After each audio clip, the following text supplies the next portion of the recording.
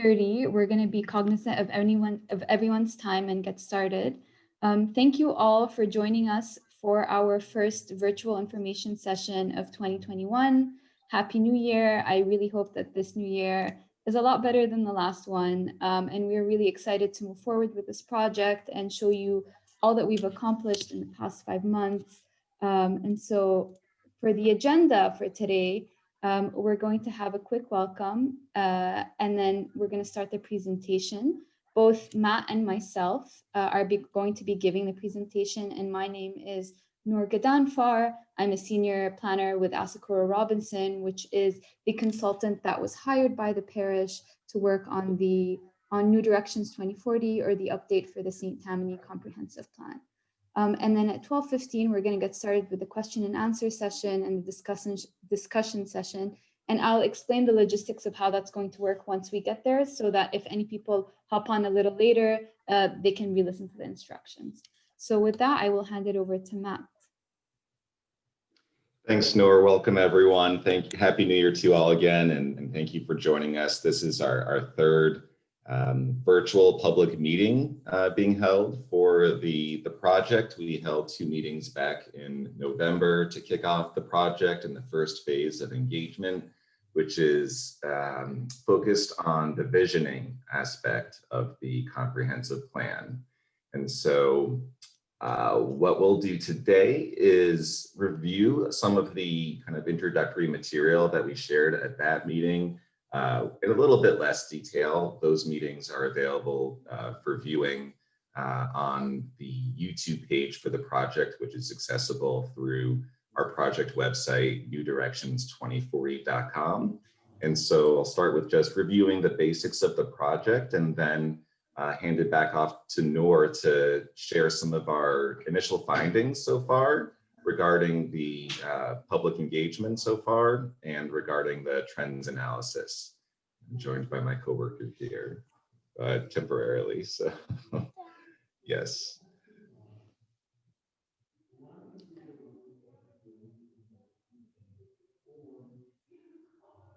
Great. So while Matt is just talking to his daughter, we can get started really quickly. So what is a comprehensive plan? We just want to give a brief outlook and clear any miscommunication on what a comprehensive plan covers. So essentially, it's the foundational policy document with a really broad scope that covers the full geographic area of jurisdiction. Zoning regulations have to be in conformance with a comprehensive plan. So that's why, one, it's really important to develop a plan that's really holistic and addresses a variety of issues.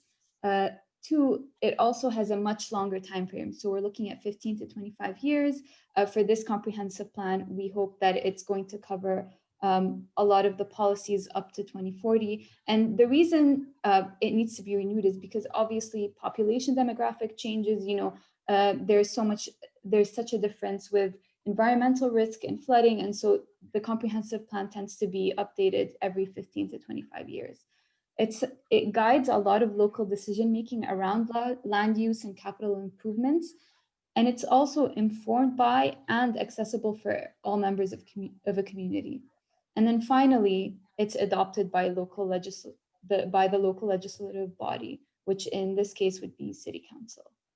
So Matt, do you want to take over from there? Yeah, thank you, Noor. Yeah, on the next slide, I can explain why comprehensive plan is important for St. Tammany Parish. First and foremost, it provides the factual basis for land use decision making, and so that is why we are conducting currently a rigorous evaluation of recent demographic, economic, and ecological trends, which we'll be sharing a few initial findings earlier in this meeting. Next is to educate, inform, and engage the broader public to create ownership of the plan. And so if you're going to be relying on a foundational policy document, it's really important that the broader population, the broader community is not only informed and aware of the process, but has the opportunity to participate in it. And so when it's held up as the guiding document for the parish's development, that people broadly have confidence that this represents the the majority viewpoints of the parish population. It's also an opportunity to resolve points of conflict. And so whereas there may not be conflicts today on various parts of the parish on how they'll develop in the future, at some point, there may be proposals for various different land uses. And so by addressing the whole parish at once, it's an opportunity to get ahead of those potential conflicts down the road and have those discussions when considering the overall development of the parish and how various smaller pieces of land fit into the bigger picture. And that's really important for giving certainty to landowners and developers about what can be the preferred use of land going forward to reduce arbitrary decision-making going forward. And the comprehensive plan concept is not a foreign one. This is something that's been codified as being an essential component of the parish's policies. The development code states that the planning commission has the power and duty to adopt a comprehensive plan, and it also states that the zoning commission has the powers and duties to adopt a comprehensive plan as well. Okay. Next slide. Just want to give you a brief overview of how land use decisions are currently made. Currently, the comprehensive plan that is enacted was adopted about 20 years ago, New Directions 2025, which was adopted by resolution. The land use element was adopted, which included future land use maps. An example is on the right. These haven't really been updated in decades, and so they're quite out of date. But the idea is that the future land use map in the comprehensive plan is what guides the zoning designations. And so it doesn't replace zoning. It doesn't have anywhere near the level of detail that a zoning ordinance does. But what it does is it provides the guidance to the various decision makers, whether they're the planning commission, zoning commission, board of adjustments, parish council, and the parish president administration, of course, their staff, provides them the guidance to help resolve any decisions or any disputes that occur as the zoning ordinances are applied. And those zoning ordinances are what contain the specific requirements about density and lot area coverage, usage, and actually have the teeth for enforcement for those land uses. And so when adopting a comprehensive plan, you're not automatically changing those implementing ordinances, the development code, the subdivision regulations, but you are actually providing the policy mandate to make any changes to those as a result of the priorities that come out of the planning process. So that's what a comprehensive plan is and does. Happy to answer any questions you have about their general purpose and structure. Feel free to use the chat or Q&A buttons in the Zoom control panel. So the project timeline, just want to give you a quick, this is a really abridged version of the timeline of everything that's happening, but it began in the fall with the visioning process, which included the public meetings we mentioned earlier, as well as a number of online engagement activities and some in-person engagement activities as well that we'll show. The purpose of the visioning is really to come up with a broad, inclusive statement around which the supportive goals can be identified, whether that relates to economic development, environment and preservation, housing, and other types of land uses. The public meetings were held in November, as I mentioned.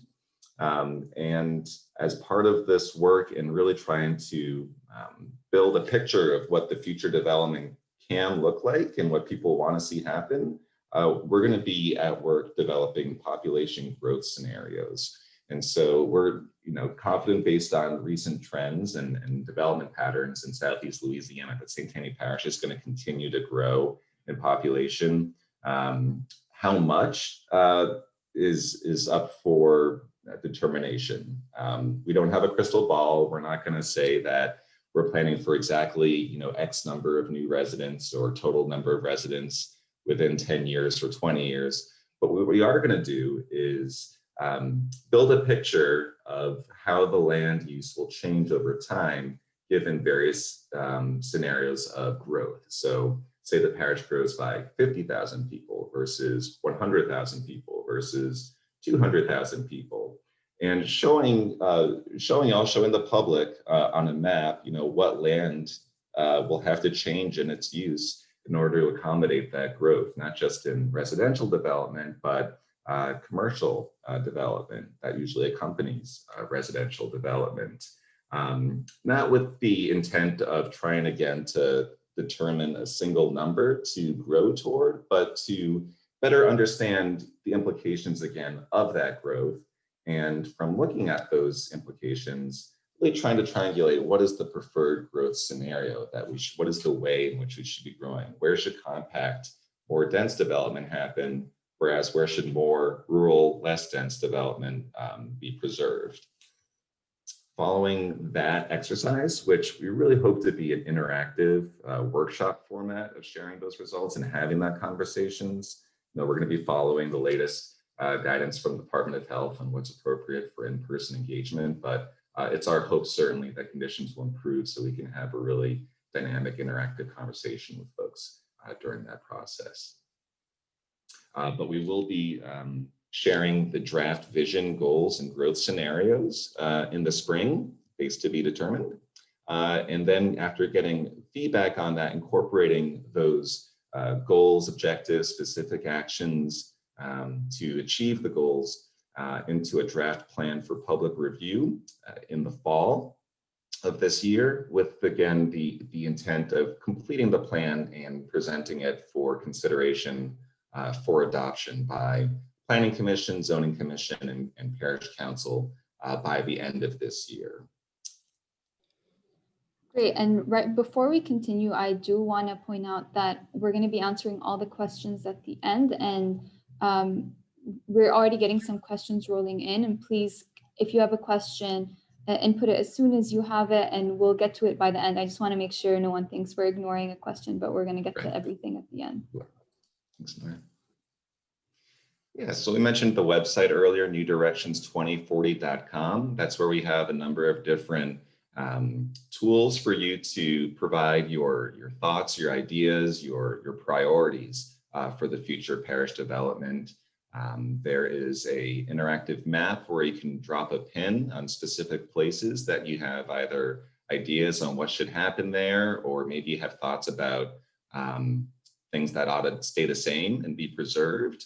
Or maybe you just have, a certain idea for a certain parcel of land or a certain request for that. You can use the map tool for that. You can also there's a traditional survey on there where we're asking folks to share a few words that describe their vision for the parish. We ask folks to rank in order their preferences for public investments, whether those are in, say, transportation or drainage or public safety or recreation, looking to get some input on those. And we also have something called the Ideas Wall, which is ideas board, which is a public forum for people to share their ideas. Maybe they're not specific place-based that you would share on a map, but broader policy ideas that apply to the whole parish. You can share them on this board and they'll be posted on the website. And anyone else can visit and read and upvote or downvote them. So you can actually look at how popular your ideas compared to other people's ideas, rank on other people's ideas as well. So we really encourage you all to go out and check it out if you haven't done that. We're keeping this website open, or these input tools open through the end of this month. So please share the word, let your neighbors, your other members of your clubs, churches, schools, and so forth know to hurry up and go take that survey on the website before the 31st this month. So what we've heard so far, really what we hear over and over again from folks is number one issue is reducing traffic congestion, really making it easier to get from point A to B in the parish. People have observed and pointed out rightly that the roads seem to be getting busier, but the roads aren't getting any bigger. Improving drainage and preventing flooding has also been a recurring theme. preserving greenery, especially trees and new developments, trying to come up with less strip mall style commercial development. You know, we haven't heard a lot from folks about what they do want in commercial development, so we welcome thoughts on that. But we'll be having those more pointed discussions in the upcoming phase, but it's good to know now certain thoughts about existing commercial development. And more trails and sidewalks connecting neighborhoods and destinations, making it easier for people to walk around their neighborhoods or to other neighborhoods and get to other destinations, and linking up with the recreational facilities around the parish is something we've heard a good deal about. This is not an exhaustive list by any means. We are working on that, and we'll be presenting that along with the draft vision statement and set of goals in the next month or two.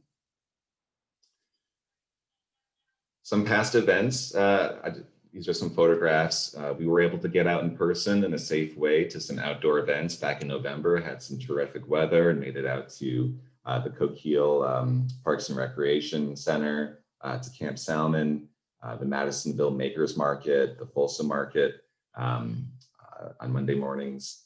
We went to, it was a lot of fun to meet folks. You know, ordinarily we would do a town hall style event where you get a lot of people together inside and have a good back and forth. But you know, with in-person activities being restricted due to the pandemic, we're hoping we can pick those up again later this year, according to Department of Health guidance. All right, and another way we're trying to get public input and stakeholder guidance is to facilitate a steering committee. And so the Parish Council has established this by resolution. Each of the council members are appointing one member, and the parish president is appointing 7 members. They'll be seated later this month for an introductory meeting, and then hold series of meetings throughout this year to weigh in on preliminary findings, to review the process and advise on draft plan language. And to just hand it over back to Noor now to kind of walk us through some of what we've found so far in our review of recent trends and demographic, economic and ecological trends. Thanks so much, Matt. So when we first started looking, you know, at a lot of the trends, we wanted to acknowledge that St. Tammany Parish has a really rich history of land use. And this dates back to 10,000 years ago to BC. And really, we looked at, you know, how there were early settlements and what the colonial era looked like, what an early American era looked like, and then all the way up to today, whether it's the advent of subdivisions and the single family home and the effects of Hurricane Katrina on St. Tammany as well. So we really like to first jump in and look at the parish from a historical perspective before we look at a lot of other trends, because that can help inform a lot of what we're going to find out later on. So primarily what we've seen is there has been an enormous growth of population for St. Tammany Parish. It's been one of the fastest growing parishes in the state, especially in the last 2 decades. Between 2000 and 2020, the population actually grew by over 41%, from about 191,000 people to 271,000 people. In comparison, when you look at Louisiana state average, it's only grown by 7%. So you can really see a huge difference in how much, you know, people enjoy St. Tammany Parish, want to relocate there, but that has a lot of implications for us. And I did want to point out actually that 82.5% of this growth came from unincorporated parts of the parish. And so, you know, in our heads, a lot of the time we think that a lot of the growth stems from cities and the larger cities in the parish like Slidell, but in fact, the data tells us there has been a large amount of growth in the unincorporated areas. And then following Hurricane Katrina specifically, St. Tammany Parish became the 2nd largest parish to host evacuees after Jefferson Parish. And a lot of these evacuees actually permanently relocated to the parish, which again has a lot of implications as we're going to see. And as you can see here from the little table, we see a little dip, or especially some flatlining for other parishes, but we've seen St. Tammany continue to grow. This has a lot of implications for housing. So nearly 1 in every 4 homes, especially in the unincorporated areas of St. Tammany, was built in this century. And nearly 15% of all land in unincorporated St. Tammany is for residential use. Now, 15% might not seem like a very large number, but compared to other places and taking into account a lot of the environmental areas, a lot of the protected areas, it's a pretty large number. And a lot of the homes are predominantly owner occupied. So almost 4 out of 5 homes are owner occupied compared to the state's average of 1 in 3 homes, of 2 in 3 homes, forgive me. And then home builders have created approximately around 20,000 new housing units in unincorporated St. Tammany since 2000. Up to around 82,000. Now, when we're looking at the growth of the population, we're not seeing as much of an investment in housing. So again, trying to understand, how are we investing in housing? Is the housing affordable? What are we hearing from people? That all has to be taken into consideration. Now, going into a little bit more of the environmental trends, current elevations in St. Tammany really range from over 100 feet above sea level to 3 feet below sea level. And especially a lot of marsh has been drained and reclaimed around Slidell. This has a lot of implications, especially when you're in an area prone to flooding. And I'll jump into that a little more with regards to our water resources. So wetlands and surface water make up 25% of the parish's area.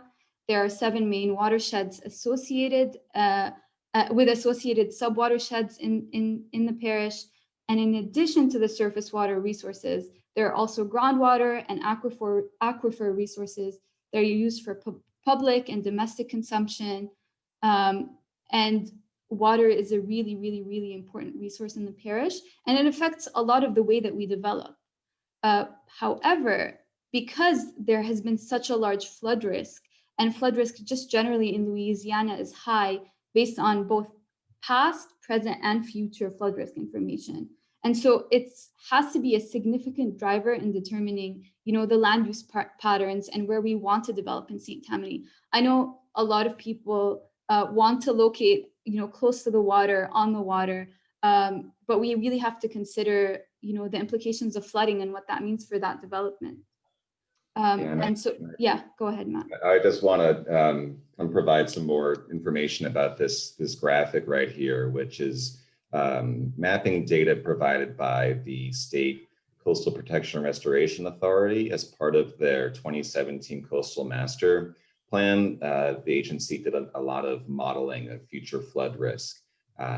This map shows the flooding that would occur 25 years from now, or from 2017, which would be 2042, given a 100-year level coastal flood event in a medium scenario of land loss. So it's projecting based on a medium scenario versus a low or high scenario of the land that is being lost along the coast, assuming no build of coastal projects to be funded by the parish, the master plan, which is only 15% funded.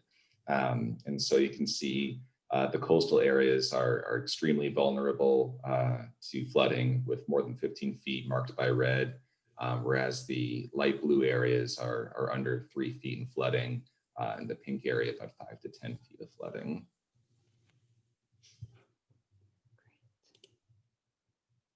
And then when we're moving towards more economic trends and outlooks, we can see that, along with an increase in population, there's also been an increase in job growth. So the number of jobs have grown by over 60%, and it's outgained the population growth during the same period, which is really good news. A lot of the job industries also became a lot more diversified. However, it's important to note that over half the population of St. Tammany live there and are employed, but the other half have to commute out of the parish for employment. And so that's something important to consider.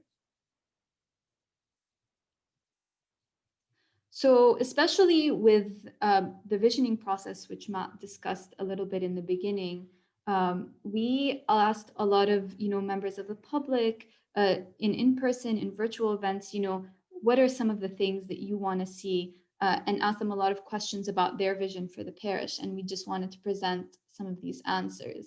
The first thing, we've heard a lot about sustainable growth. And there's a quote I have here about, studying the occupancy of commercial space before granting more commercial construction, and that the fact that we have a lot more vacancies. So that's a comment that we've heard numerous times from a number of people, and that's a really important point to consider, especially when development has such an impact environmentally on the parish.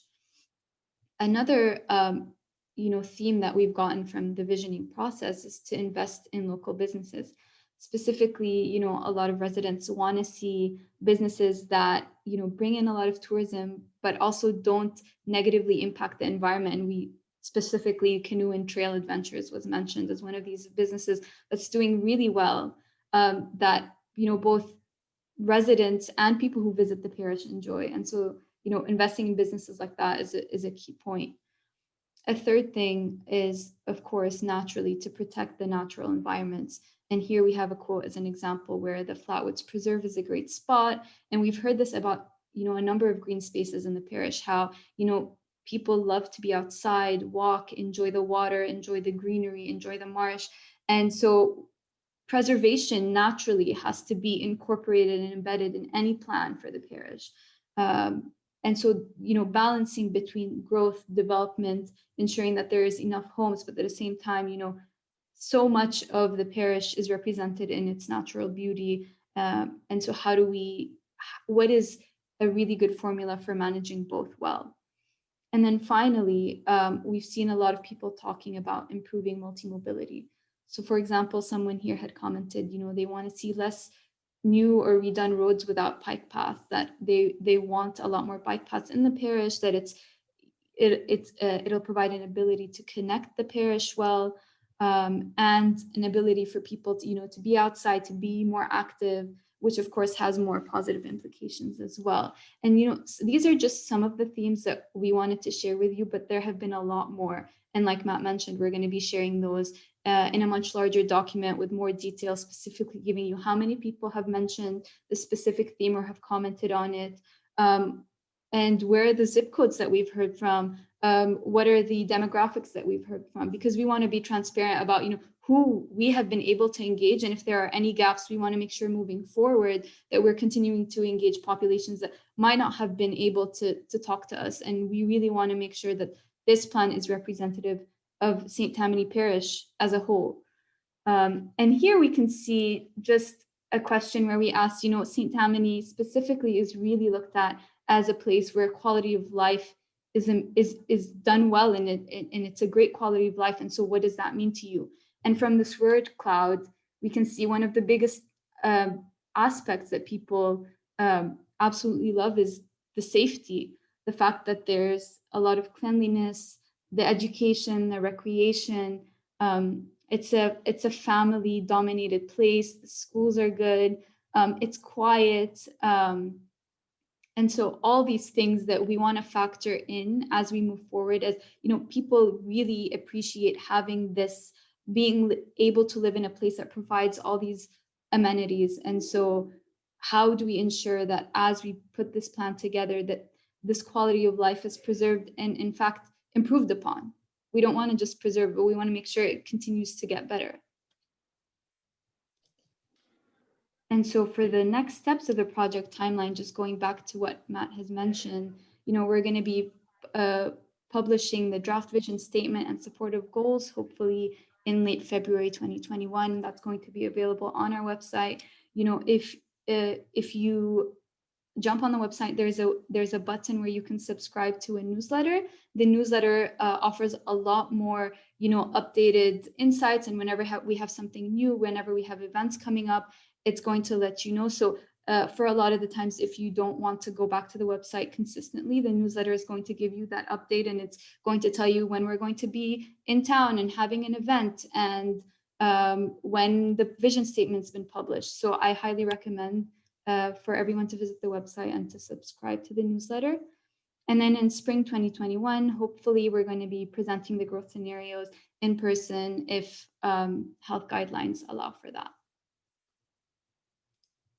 And so with that, we will open it up to Q&A. If you have any questions, please go ahead and click the Q&A tab on the little bar that you see below, and we'll go through them and hopefully answer a lot of your questions. So Matt, I'm going to ask the questions, and if you can help answer.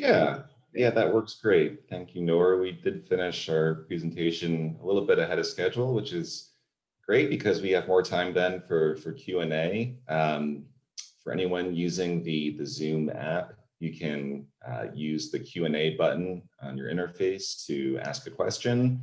You can also use the chat box to chat with us as well.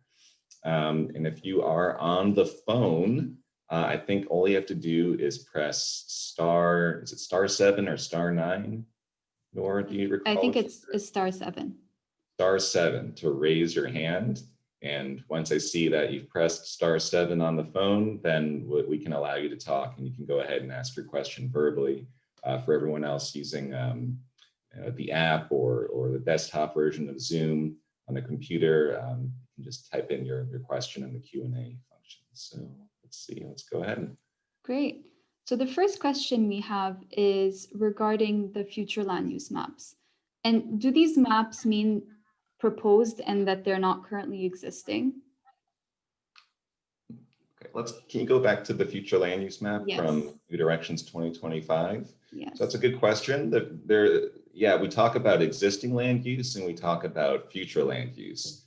So an existing land use map is simply a map showing, how is land currently used throughout the parish. It's not about the zoning designation. It's not about what people want to see. It's about what actually is there. As opposed to a future land use map, which is what's shown right here on this slide. This is a future land use map from New Directions 2025, which, basically shows what type of development pattern, what type of land use are you really trying to get to over time. It may be that the existing land use today is already what you have in your future land use map. So for instance, a residential subdivision today that only has people's homes, the existing land use is going to be residential, of course. In a future land use map, unless that land is for some reason not appropriate for remaining a residential use, and continue to say it may most likely would be given a future land use designation of continued residential. Now, let's say you have an existing land use today that is commercial, but it's a dying commercial strip center that is surrounded by a lot of industrial development and industrial, I'm just talking about theoretically, this could be anywhere. And there's a lot of demand for new industrial uses and a lot less demand for new commercial uses. A future land use map, a community might decide, well, that area should no longer be designated as just commercial. It should have the flexibility to be allowed industrial over time, for example.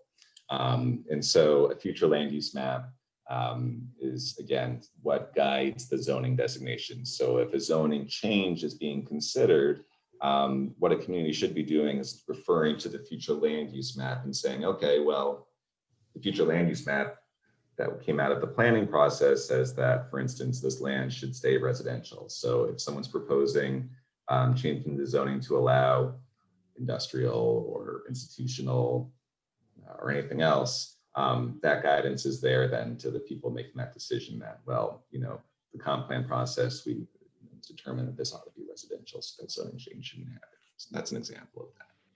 Hope that answers your question. So the next question we have says, are you going to make suggestions on moving the current urban growth boundary line north to accommodate new growth? Yeah, so the urban growth boundary line, for anyone who's not familiar with that, that is a kind of a line drawn on a map north of which the parish has not been allowing residential development at greater density of 1 unit per acre. And so, yeah, that is a land use policy, that decision that was made during a previous planning process. And that is on the table. Sure, should that line stay where it is? Should it be redrawn to be moved northward to allow more dense development in other parts of the parish just north of that line currently? That is exactly the type of policy change that is on the table for this process. Again, we're nowhere near in the process kind of redrawing that line right now just yet, but that will be something that will be explored in these different growth scenarios that we'll be sharing in the spring. So the next question asks, how much weight is being given to FEMA? For example, is houses in floodplain A should be on raised foundations that allow water to pass freely and be absorbed, and that there should be no slab houses in flood zone A? Right, so that's a good question. I think broadly the question is, should flood risk influence land use decision making? And it's, I think, a best practice that yes, it should. The next question is, is FEMA flood insurance rate maps, for example, which designate areas as X for protected from 100-year level flood risk versus A or AB, which are higher risk. Are those the appropriate documents to use to make those decisions, or to draw the map on where development should happen? Our understanding is that the current flood insurance rate maps in effect are from 1989, that the most recent maps that were proposed by FEMA, I believe over about a decade ago, are in dispute. And so right now, the flood insurance rate maps are quite outdated.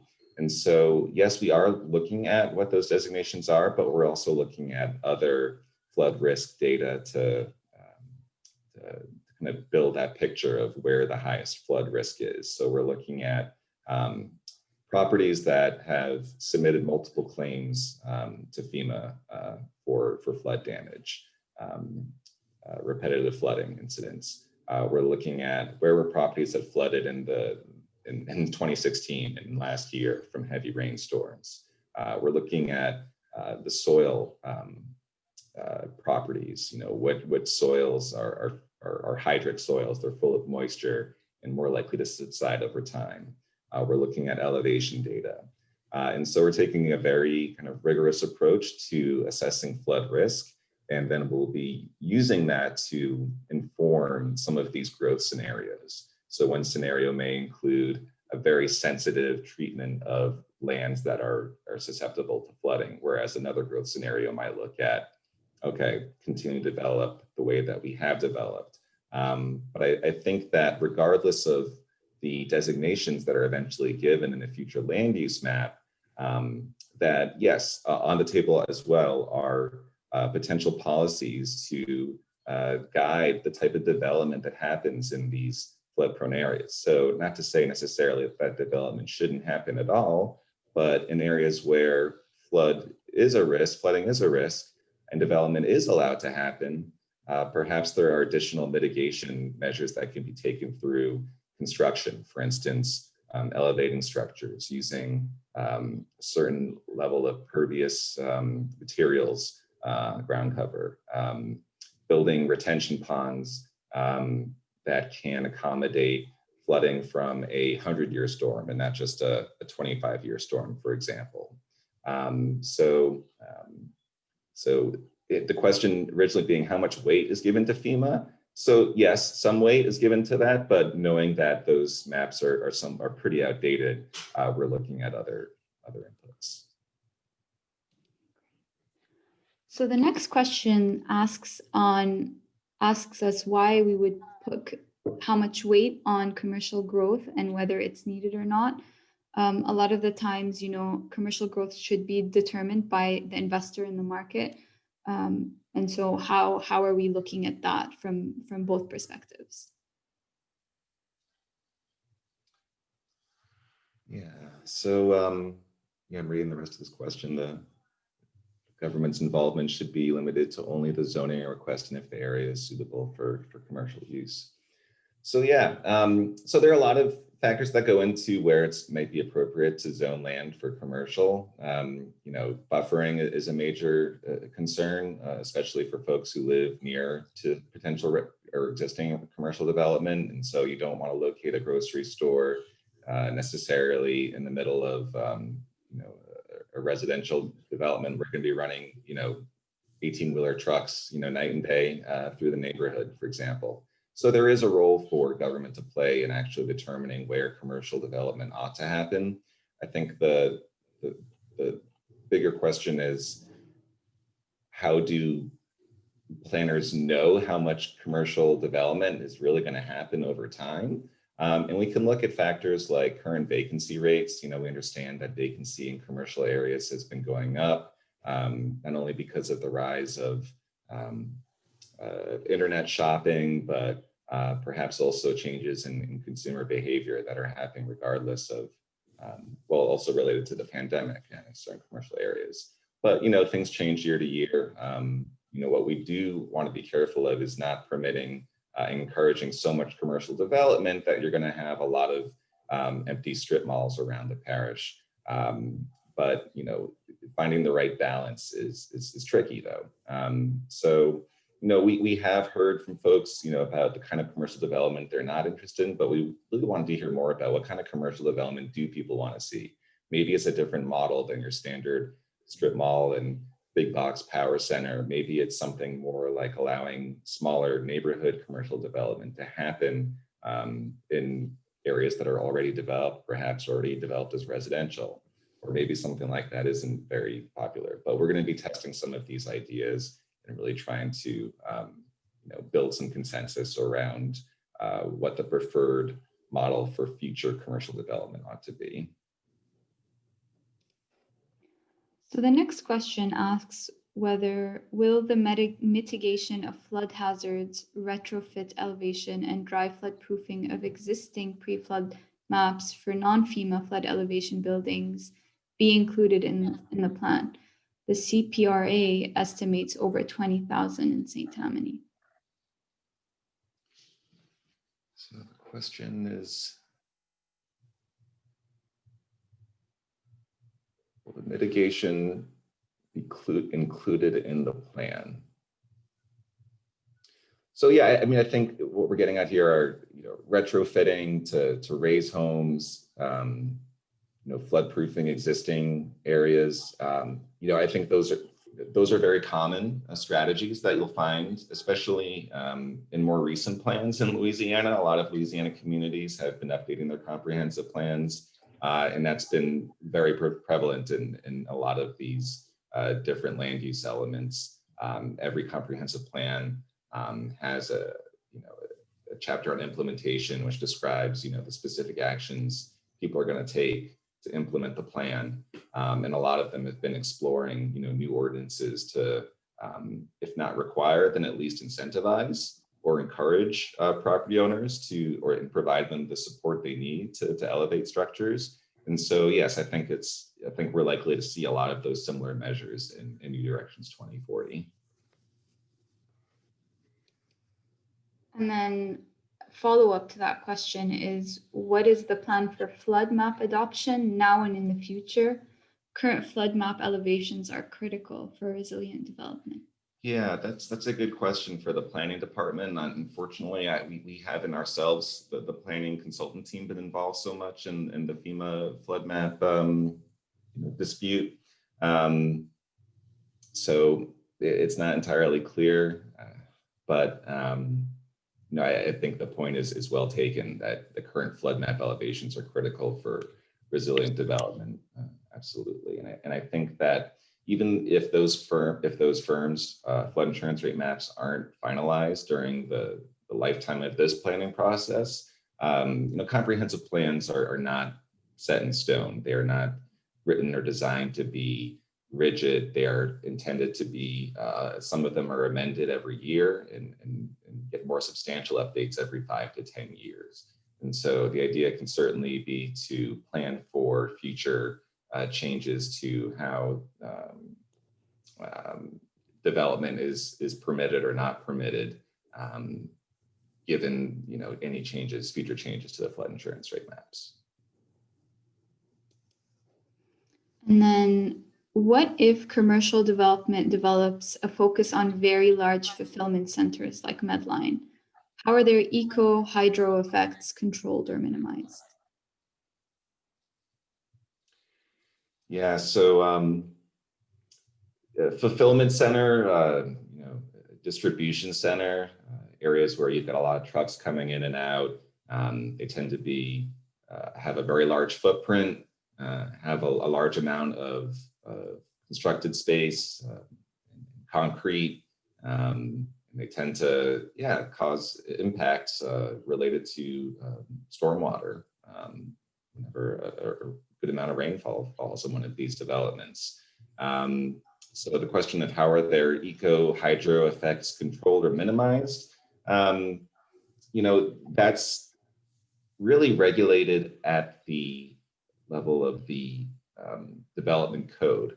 And so the comprehensive plan itself won't immediately change the development code. The development code is the ordinance that prescribes the level of, again, amount of pervious surface, the amount of vegetation that's required, the buffer between surrounding developments, the performance level of retention and detention ponds. All of these different site development measures that are required are regulated by the development code.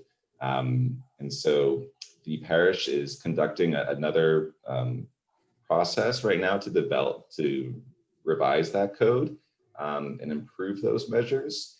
And the comprehensive plan adoption should be informing that code update as well. And so we may be collecting a lot of priorities and a lot of public support that the plan can articulate to update the development code to improve those measures, to give the move to update the development code a bit more weight. And so, we welcome everyone's input on how the code can be updated, but just to be clear, the comprehensive plan doesn't go into the level of detail nor does it have the enforcement teeth within it to make those code changes happen.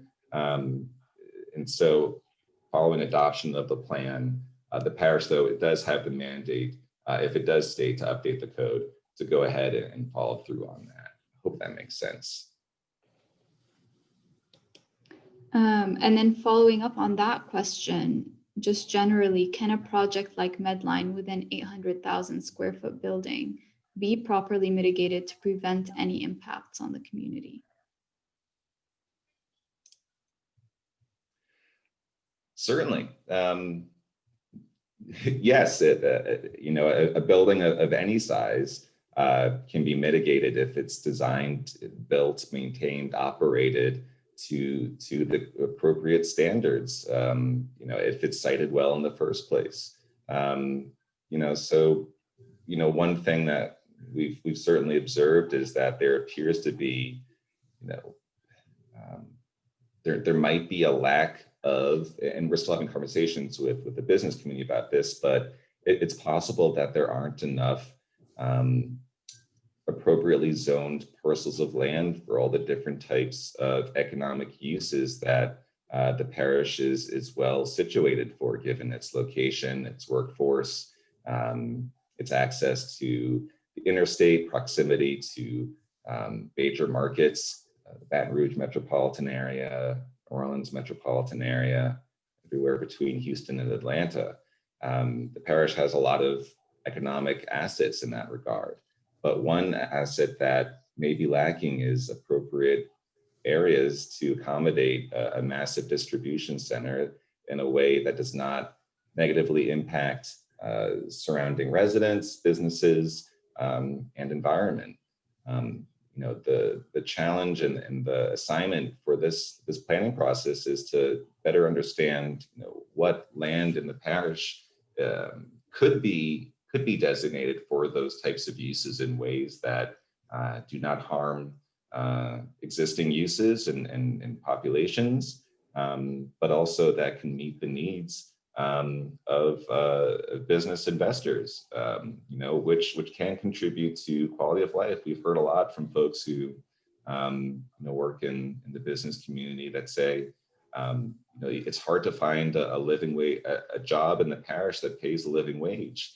And that is a wage that if you work 40 hours a week, you can support yourself and your family, which it's around $20 an hour for an adult raising a child.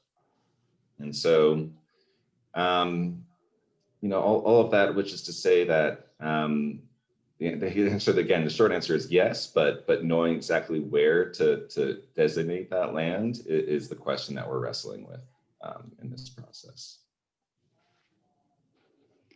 Great. And we just had a question come in saying that, with hope that the consultant team and the parish understand, who's asking the questions, where they're coming from, and that sometimes that there might be agendas, not necessarily bad or good, but that there might exist. And absolutely, this is the reason why we're trying to make the community engagement process of this project really holistic, really reflective of the community that resides in the parish, and why we want to be transparent about who's gone back to us, why we want to make sure the steering committee meetings are recorded and that they're available to members of the public, which we hope to be able to do. This process is going to be as transparent as we can make it, and that we want to ensure, again, that it is a reflection of the community and the desires of residents and businesses and developers, and hopefully all of them working towards a future that improves quality of life for St. Tammany from a number of different perspectives and aspects. No, we've definitely appreciated that. There are a lot of different perspectives and a lot of passionate folks out there. It's the most, I think, interesting and rewarding part of our work is to hear from folks, if not face to face, at least computer screen to computer screen, or on the phone, hearing folks' viewpoints. And so, point well taken, Bill. David Campbell, I see a question about why the future land use plan does not have Highway 1077 in West St. Tammany. I don't know that what 1077 existed back in 2020 when that plan was adopted. For sure, it may be that the plan is just so outdated it doesn't have any of the development that you're thinking of on there because it was so long ago. Right. So. And I just posted the link to register for the newsletter. So all you need to do is just click on that and then add your name and email. We definitely will not be flooding your inbox. This newsletter occurs once a month or once every 2 months, just with updates on the plan. So I wanted to be clear about that. Any other questions? And if you have any questions that you think about later on, our website has a contact button that you can reach out to us. We get the emails immediately and we hope to respond to them as soon as they come in.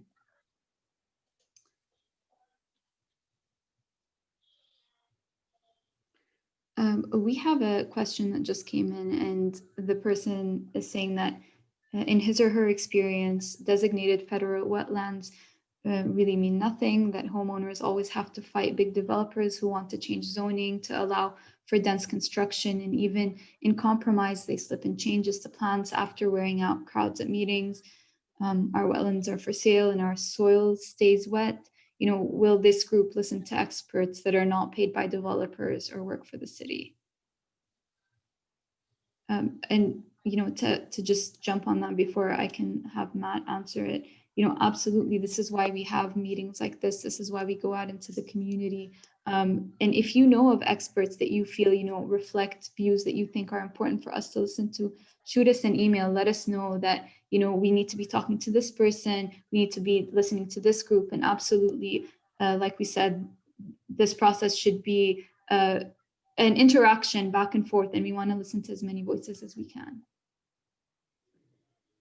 Yeah, we've conducted over, in addition to, this is our third public meeting, and we've done four, is it four, more than, yeah, maybe four pop-ups in November. We've also conducted over 40 stakeholder interviews. And so interviews not just with civic associations and business groups, but also with environmental groups, with social service agencies, housing advocates, with economic proponents as well. And so, we are, again, in this visioning phase, we are coming here, we are here to listen and to, build a picture of what the overall priorities are of the parish. And so, again, yes, we'll listen to experts, and we are happy also to speak at any kind of ongoing, recurring meetings of various organizations to make sure that we reach a broad audience as well. But also just want to make clear that, as planning consultants, we're bound by a code of ethics that, we take into consideration, facts, priorities of the community. We are, bound by our code of ethics to, plan using best practices and for the good of the whole community. And so, but I'm happy to have a separate conversation with anyone who is concerned about making sure that the recommendations coming out of our shop for this process are make sure they're based on best practices and on the public input that's been registered. Great. So we have a question that is asking, do you think it could be important to differentiate agriculture between cropland and forest? Is slash pine the equivalent of soybeans, for example? Yeah, differentiating between agricultural versus just undeveloped. Yes, it certainly can be. I mean, it's a completely different use, agricultural versus undeveloped. There is an impact of agriculture, whether it's on the soil, certainly, removal of trees in order to accommodate farming, that has an environmental impact, certainly. And so, just because something's planted with crops doesn't mean that it's just the same as if it were planted with oak trees and cypress trees. So, I think that's a good point, and one that I think the steering committee certainly will be taking up, as well as the planning department as it weighs in on these draft growth scenarios and future land use maps. So it's a good point.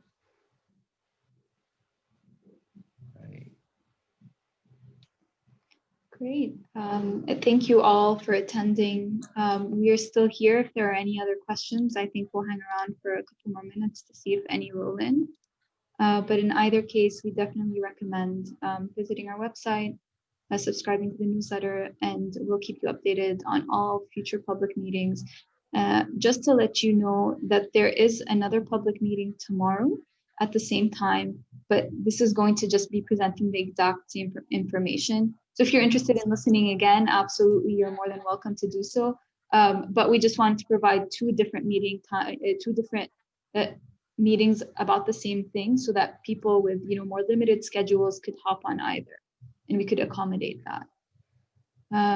We have a comment saying to please look at Martin/St. Tammany on Facebook.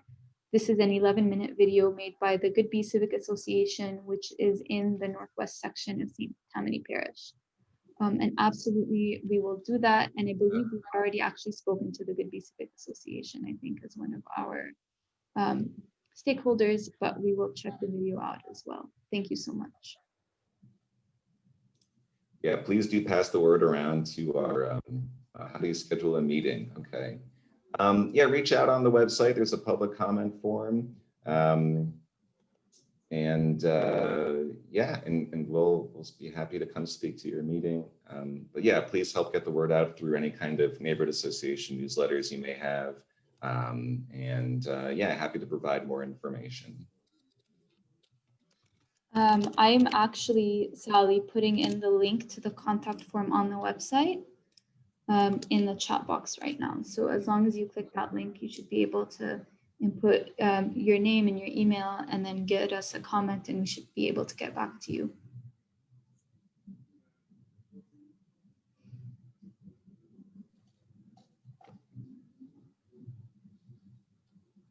All right. Great. Well, this is great turnout today. Great questions. Thank you all. Again, we'll be back here. Different link, but check out the website for the link for 11:30 tomorrow. But yeah, it seems like all the questions. So we'll let everyone have a great day. Thank you so much. Everyone.